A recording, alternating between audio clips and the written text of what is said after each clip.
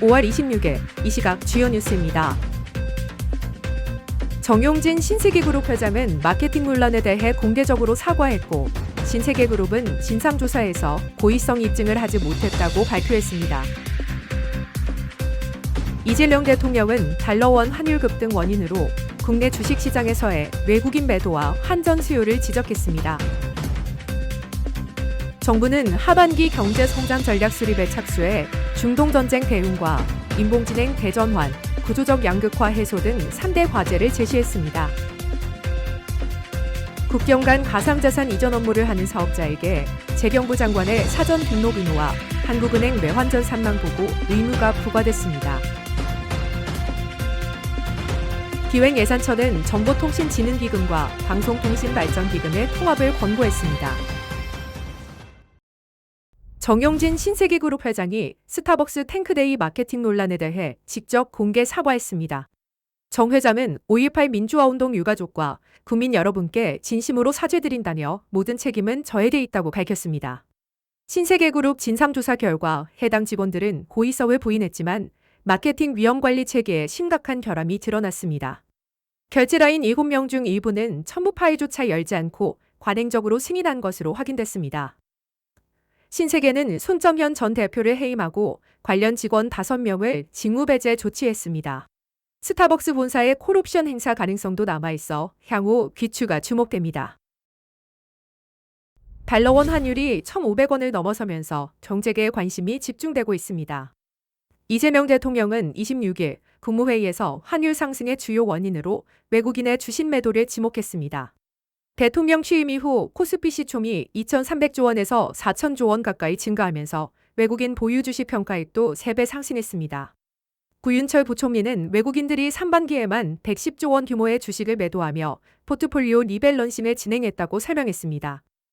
이 과정에서 달러 환전 수요가 급증하면서 환율이 일시적으로 1,500원을 돌파한 상황입니다. 정부는 이를 주가 상승에 따른 자연스러운 조정 과정으로 보고 있습니다. 정부가 수출 호조에 따른 경제 개선을 발판으로 하반기 경제 성장 전략 수립에 나섰습니다. 올해 2분기 경제 성장률이 3.6%를 기록하며 수출 순위도 세계 8위에서 5위로 급상승했습니다. KDI는 성장률 전망을 1.9%에서 2.5%로, 현대경제연구원은 2.7%로 상향 조정했습니다. 정부는 중동전쟁 이후 전략, 잠재 성장률 반등, 구조적 문제 대응 등 3대 축을 제시했습니다. AI 글로벌 3강 도약과 반도체 육성, 지방주도 성장 강화가 핵심 과제입니다. 이재명 대통령은 지속적인 성장을 위해 모든 분야의 변화가 필요하다고 강조했습니다. 앞으로 국경 간 가상자산 이전 업무를 하는 사업자는 재정경제부에 사전 등록해야 합니다. 정부는 26일 국무회의에서 이 같은 내용의 외국 환거래법 개정안을 의결했습니다. 이 법은 6월 2일 공포되며 6개월 후 시행됩니다. 이번 개정에 따라 모든 이전 내역은 한국은행 외환전 산망에 보고해야 하며 이 정보는 국세청, 관세청, 금융감독원, 금융정보분석원과 공유됩니다.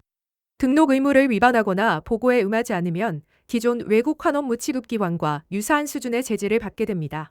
정부는 이번 개정으로 가상자산을 활용한 외환 규제 우회와 불법 거래를 차단할 수 있는 통합 모니터링 시스템 기반을 마련했다고 밝혔습니다. 기획예산처가 정보통신진흥기금과 방송통신발전기금의 통합을 권고했습니다. 두 기금의 지원 영역이 상당 부분 중첩되고 있다는 판단에서입니다. 국민연금기금은 운용평가에서 양호 등급을 유지했습니다. 지난해 운용수익률이 18.97%로 미국 캐퍼스 15.46%, 노르웨이 국부펀드 15.11%를 웃돌았습니다. 사립학교 교직원 연금기금 등 3개 기금은 탑월 등급을 받았습니다. 반면 농어가 목돈 마련 저축장려기금은 가장 낮은 아주 미흡 등급을 받았습니다. 기획처는 이번 평가 결과를 내년도 기금운용계획 수립에 반영할 계획입니다. 김용범 청와대 정책실장이 고금 및 고물가, 고환율 현상을 성공의 비용이라고 표현해 큰 논란이 일고 있습니다.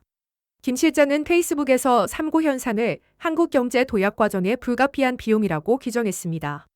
이에 대해 국민의힘 송원석 원내대표는 주택담보대출 금리가 7%를 넘고 휘발유 가격이 리터당 2,000원 수준인 상황에서 도대체 누구의 성공이냐고 강하게 비판했습니다. 정치권의 거센 비판이 이어지자 청와대는 서민 경제 부담을 엄중히 인식한다며 취약계층 금융지원 확대와 물가 안정 조치를 차질 없이 추진하겠다고 밝혔습니다. 하반기 경제 성장 전략과 내년도 예산안에도 국민 부담 완화 과제들을 적극 반영할 예정이라고 설명했습니다. 한편 이재명 대통령은 국무회의에서 환율 상승에 대해 주가 안정 시 환율 상승세도 멈출 것이라고 전망했습니다.